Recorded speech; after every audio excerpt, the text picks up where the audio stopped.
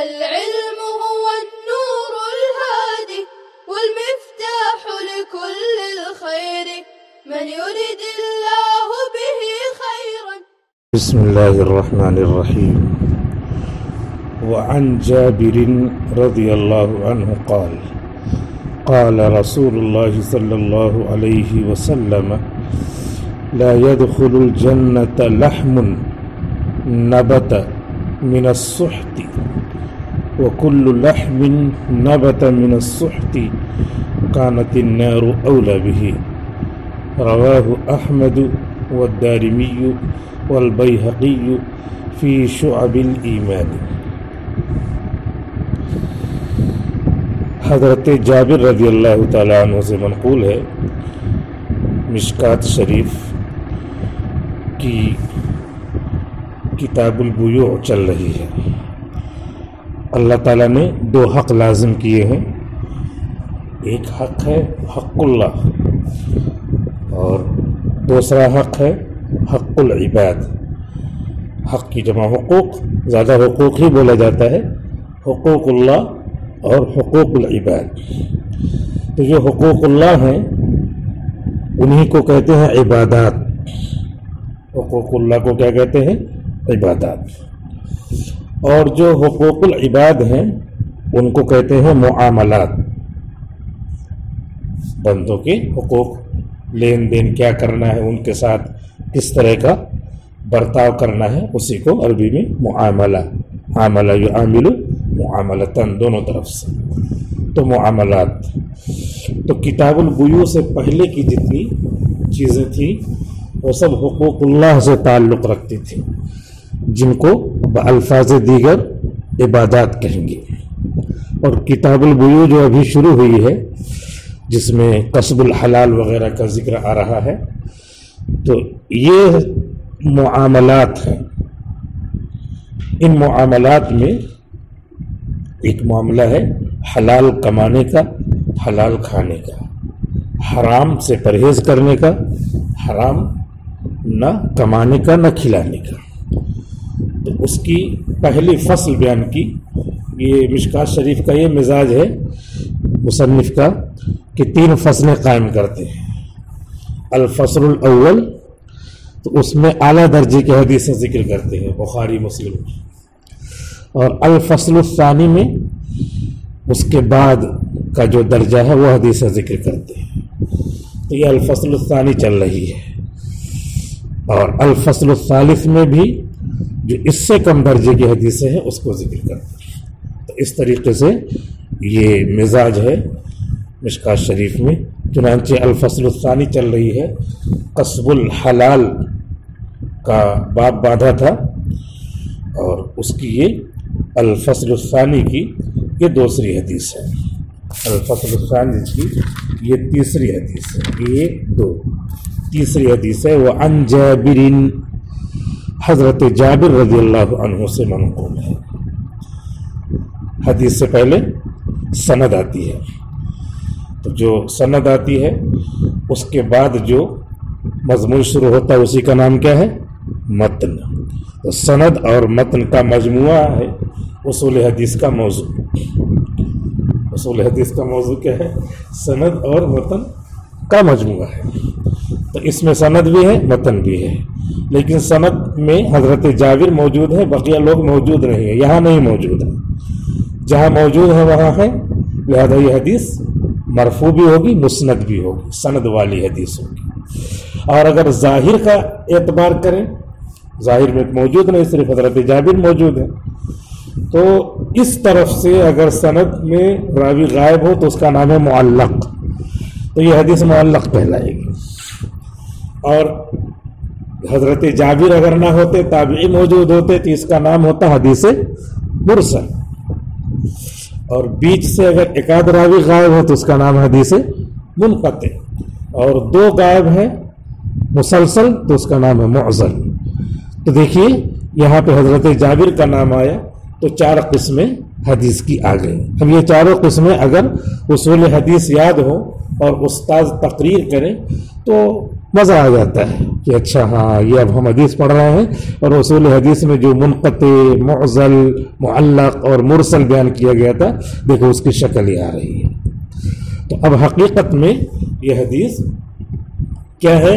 سند کے ساتھ ہے، لیکن یہاں پر سند کو کہ ایک حصے کو صرف ایک شخص کو، ایک صحابی کو ذکر کر دیتے ہیں اور بقیہ کو ذکر نہیں کرتے ہیں، تو اس لیے جو ہے بظاہر یہ معلق ہے، لیکن حقیقت میں کیا ہے؟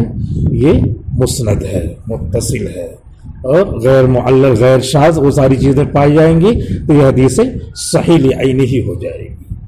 وعن جابر قال، اور یہاں پر ایک دوسری بات یہ ہے کہ واو لائے ہیں تو واو سے عطف کرنا مقصد رہتا ہے اگلی حدیث پر، اور اس اگلی حدیث میں بھی واو لائے ہیں تو اس سے عطف کرنا رہتا ہے اس سے پہلے والی حدیث پر، اور اس میں واو نہیں لائے ہیں، ان عائشہ نہیں لائے ہیں۔ کیوں؟ اس لیے کہ یہاں الفصل الثانی ہے، فصل کے معنی جدا کرنا، تو اوپر سے جدا کیا ہے، پھر یہاں واو آ کر کے اسے ملائے، دونوں لڑائی کریں، کسان اور گورنمنٹ کی طرح پروٹیسٹ چل رہا ہے نا، کسان گورنمنٹ سے لڑائی کرنے کی، کرشی جو قانون ہے زراعتی قانون اس کو واپس لو، تو ایسے ہی الفصل الثانی سے جدا کر دیا، اور وہ ان عائشہ تھا واو لڑائی کرے کہ نہیں میں اوپر والے سے ملنا چاہتا ہوں، ایسا نہیں ہوگا۔ جب جدا کر دیا تو یہاں پہ واو حرف ربط لا کر کے اوپر سے جوڑنے کا کوئی مطلب نہیں ہوتا، تو اسی لیے جو واو آتا ہے اس کا یہ مطلب ہوتا ہے کہ اوپر سے جوڑا جائے ربط، اور وہاں جوڑنے کی ضرورت نہیں، اسی لیے وہاں واو نہیں آیا ہے۔ وعن جابر قال، حضرت جابر رضی اللہ عنہ سے منقول ہے، رویہ وہاں پوشیدہ ہے، اس کے بعد یہ قال، رویہ عن جابر، آپ نے پڑھا ہوگا بلاغت کی کتاب میں کہ اگر پہلے والا جملہ دوسرے والے جملے کے لیے مبین ہو، یعنی دوسرا جملہ مبین ہو، مفسر ہو، پہلا جملہ مفسر ہو، تو بیچ میں واو نہیں لایا جاتا۔ کچھ یاد پڑ رہا ہے؟ نہیں پڑھا ہوگا، وہ مختصر کتاب ہے، اس میں اصطلاحی چیزیں آ گئی ہیں، وہ زیادہ ڈیپ میں نہیں گئے ہیں اس میں، جو آپ نے کتاب پڑھی ہے بلاغت کی۔ تو یہاں پہ یہ ہے بلاغت میں کہ عن جابر قال، تو حضرت جابر سے منقول ہے، قال حضرت جابر نے کہا ہے، تو عن جابر روی عن جابر کا جو مضمون ہے وہ قال کا مضمون ہے، تو قال کیا کر رہا ہے؟ بیان کر رہا ہے پہلے والے کو، تو جب اسی کو بیان کر رہا تو بیچ میں واو لانے کی کوئی ضرورت نہیں ہے، اسی لیے واو یہاں نہیں لائے ہیں۔ اور ظاہر سی بات ہے کہ جو حضرت جابر کہیں گے وہ آگے اللہ کے رسول کی حدیث کہیں گے، تو اسی لیے وہ قال وغیرہ کہنے کی ضرورت نہیں ہے، کیونکہ یہ بھی مبین ہے پہلے کا جو مضمون ہے اسی کو یہ قال کے ذریعے اللہ کے رسول صلی اللہ علیہ وسلم کی جو حدیث آ رہی ہے وہ عن جابر قال، تو جو بھی عن جابر قال میں وہی آگے آ رہا ہے، تو جب دونوں مربوط ہیں تو ربط لانے کی کیا ضرورت ہے؟ وہ حرف ربط اسی لیے نہیں آتا ہے۔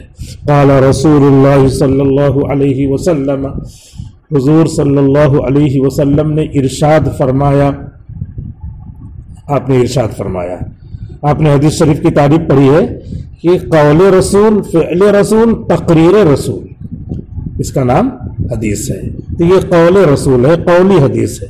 قولی حدیث فعلی حدیث پر مقدم ہوا کرتی ہے، قولی حدیث فعلی حدیث پر مقدم ہوتی ہے اصول حدیث کے مد نظر۔ قال رسول اللہ صلی اللہ علیہ وسلم، رسول اللہ صلی اللہ علیہ وسلم نے ارشاد فرمایا، لا يدخل الجنت لحم، نہیں داخل ہو سکتا جنت، لا يدخل الجنت لحم، ایسا گوشت تو مکلف ہے نہیں، تو گوشت سے مراد ہے گوشت والا، گوشت سے مراد گوشت والا، تو گوشت والا مکلف ہے، بہت سارے گوشت والے ہیں لیکن جو گوشت والا مکلف ہے وہ مراد ہے۔ لہذا لحم یہ کیا ہے؟ عام ہے، جس سے عام مخصوص منہ البعض مراد ہے، عام مخصوص منہ البعض۔ لا يدخل الجنت لحم، نہیں داخل ہو سکتا جنت میں وہ گوشت، یعنی وہ گوشت والا، ذو لحم نبت من السحت، جس نے پرورش پائی ہو حرام مال سے. السحت حرام مال.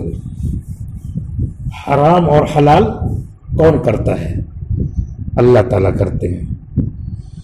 جسے اللہ حرام کریں گے وہ حرام ہوگا، اور جسے اللہ حلال کریں گے وہ حلال ہوگا. شارع اللہ تعالیٰ ہے، شریعت بنانے والے. شارع حقیقی اللہ تعالیٰ ہے.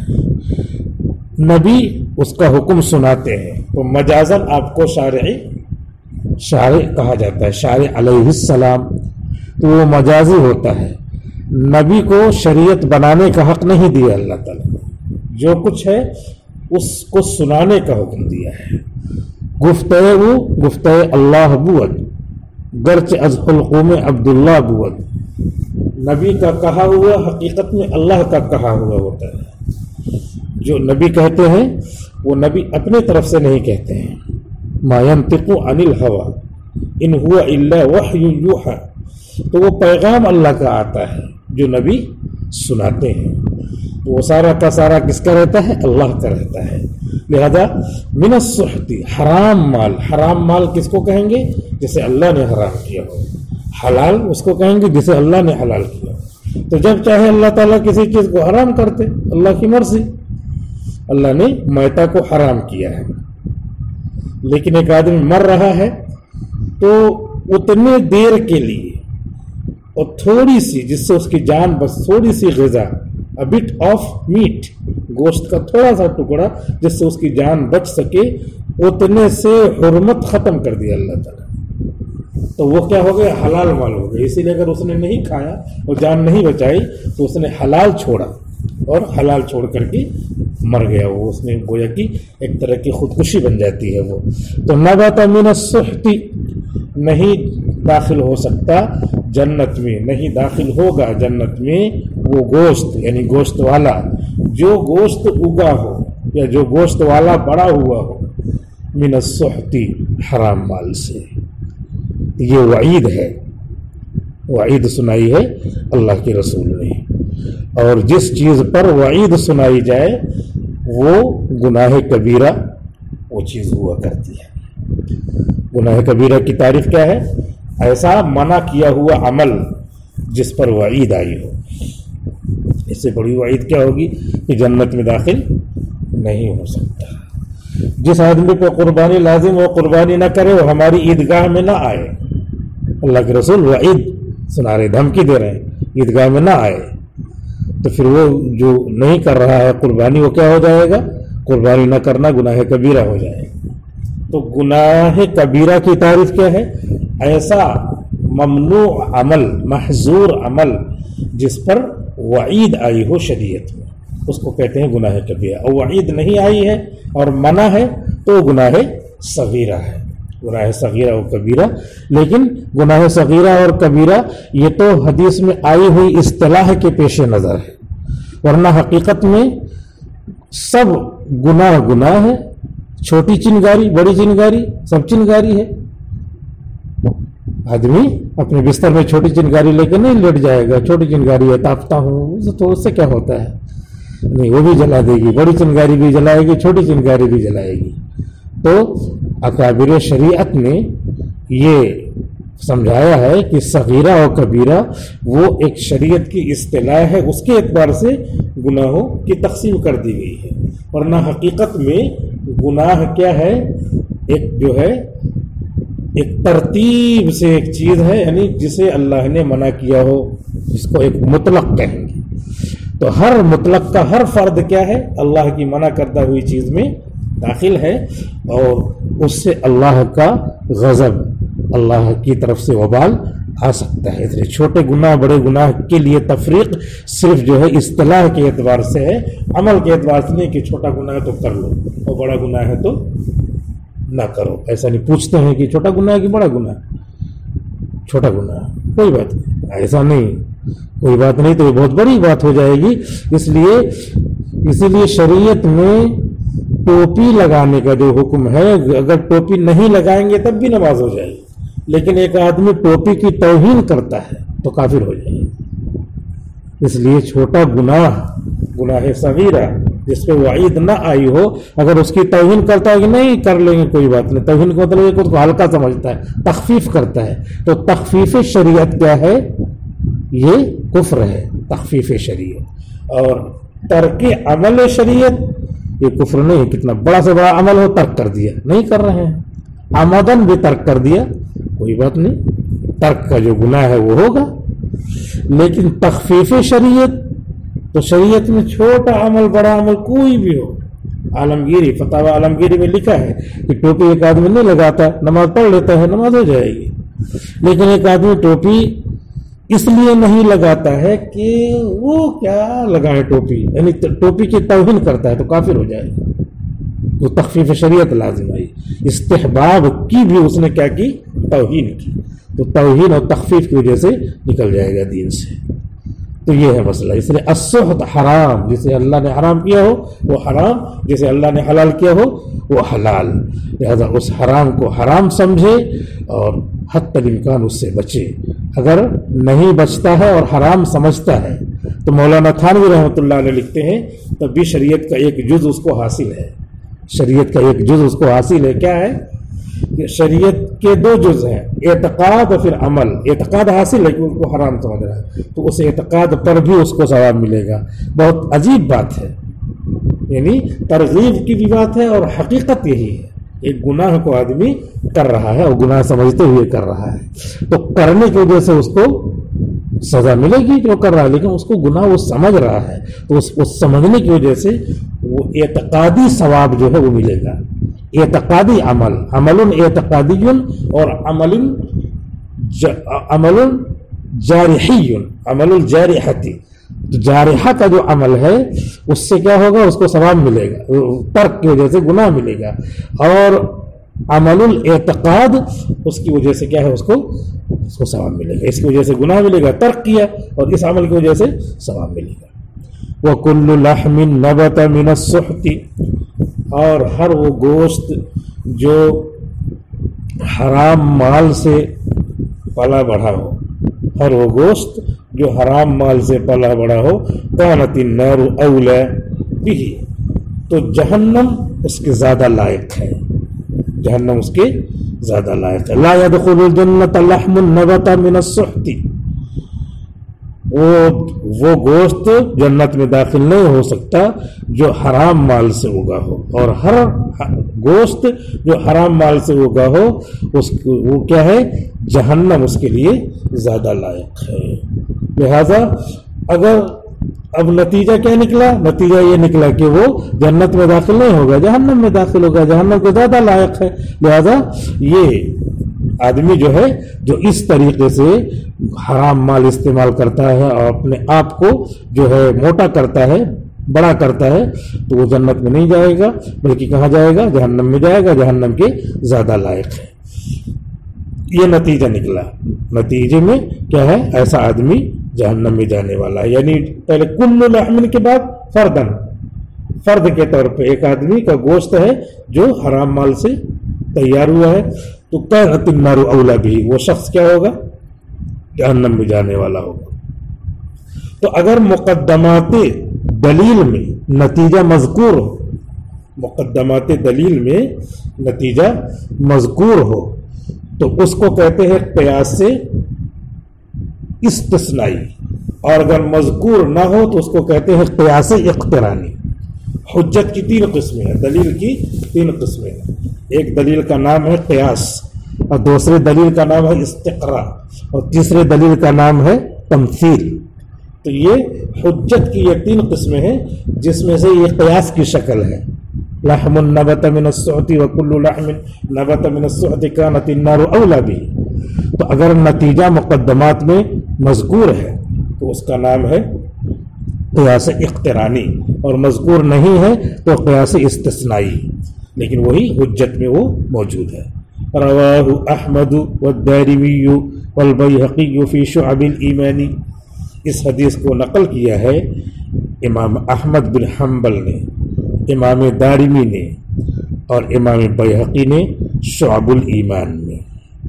इमाम अहमद ने नकल किया है मुस्नद अहमद में, इमाम दारिमी ने मुस्नद दारिमी में और इमाम बैहक़ी ने अपनी किताब शुअबुल ईमान में।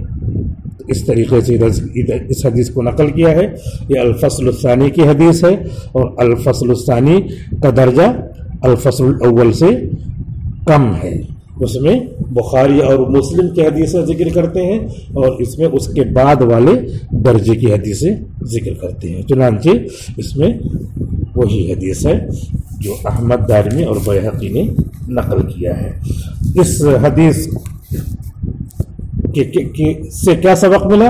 इस हदीस से यही सबक मिला कि हत्ता इम्कान हराम माल से परहेज करना चाहिए, बचना चाहिए। वक्त तो हो गया है पूरा, एक हदीस और पढ़ लेते हैं, उसमें तफसील ज़्यादा आ गई। व अनिल हसन इब्न अली क़ाला, हज़रत हसन इब्न अली रज़ियल्लाहु अन्हु से मनक़ूल है। क़ाला कहते हैं हफ़िज़्तु बिर्रसूलिल्लाहि सल्लल्लाहु अलैहि वसल्लम, मैंने अल्लाह के रसूल सल्लल्लाहु अलैहि वसल्लम से याद किया है, महफूज किया है। बता रहे हैं कि मैंने महफूज कर लिया है। क्या महफूज किया है? दा मा युरीबुका, ये है मतन, असल मतन यहां से शुरू हो रहा है। दा मा युरीबुका, उस चीज को छोड़ दो जो तुमको तशवीश में डाले, शुबहात में डाले। इला मा युरीबुका, पहुंचते हुए अमल करने के लिए उस चीज की तरफ जो तुमको शक में न डाले। वासिलन इला अमली मा युरीबुका, वासिलन ये यहाँ मुराद है तो ये तज़मीन कहलाता है, इसको तज़मीन कहते हैं कि इला जिक्र कर दिया और जिस फेल का सिला है उसको हज़फ कर दिया, तो ये इला उसको बुलाता है तज़मीन शामिल करने के लिए। तो वासिलन, इलामा यहाँ पर मुज़ाफ पोशीदा है, इला अमली मा युरीबुका, इसको इजाज़ बिल हज़फ कहते हैं।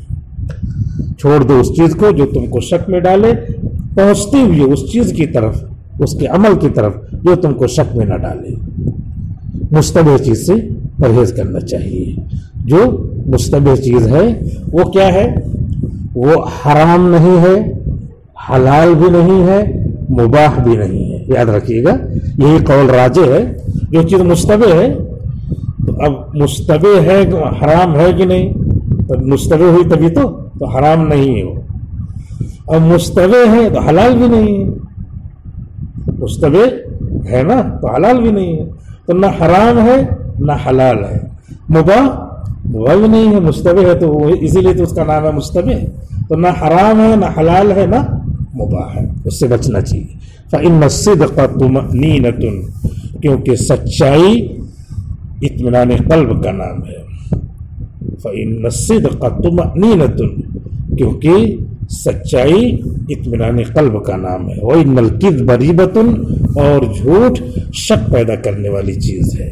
रीबतुन ऐ मुरीबतुन, और झूठ शक पैदा करने वाली चीज है। रवाहु अहमद व तिरमिज़ी व नसाई, इमाम तिरमिज़ी, इमाम अहमद, इमाम नसाई ने इसको नकल किया है।